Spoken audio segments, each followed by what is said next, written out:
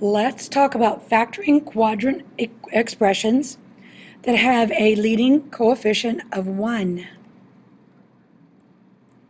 First of all, let's warm up. Let's use the distributive property and multiply these two binomials. Pause the video, then come back in a moment and check your work. Using the FOIL method, x squared minus 3x minus 10, xy minus y minus 7x plus 7, 2x squared plus xy minus y squared. Okay? Key concepts for this lesson. Whenever we're factoring trinomials with a leading coefficient of 1, first of all, we look to factor a greatest common factor if at all possible. Next, we find two numbers that multiply to the last term and add to the middle term. You'll see what that looks like. We're going to use the magic X.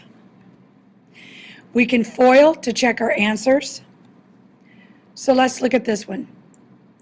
We need to look at numbers that are going to be multiples of 24 that add up to 10.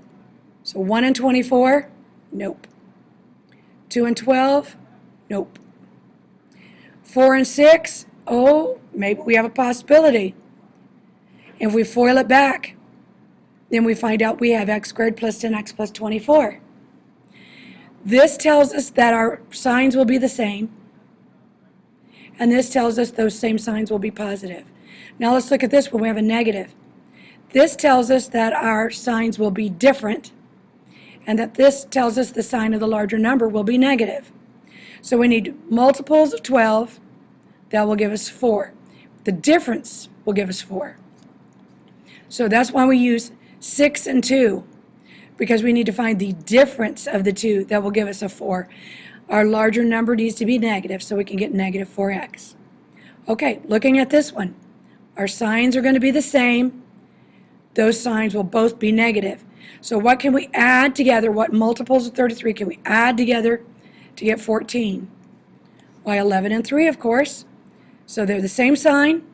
Those same signs are negative. Different signs, the larger one's negative. Same sign, those signs are positive. So is there a greatest common factor that will come out of here? Why, yes, a 2 will come out of every one of those terms. So now let's find factors of 28 that will find a difference of 3. 7 and 4, our largest term is going to be positive. So this tells us our signs are going to be different, and this says our largest number will be 3.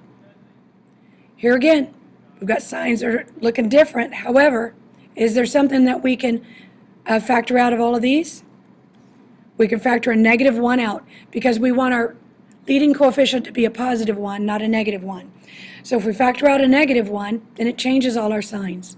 So now our signs are going to be the same. They're both going to be negative. So factors of 5, that will add up to be 6.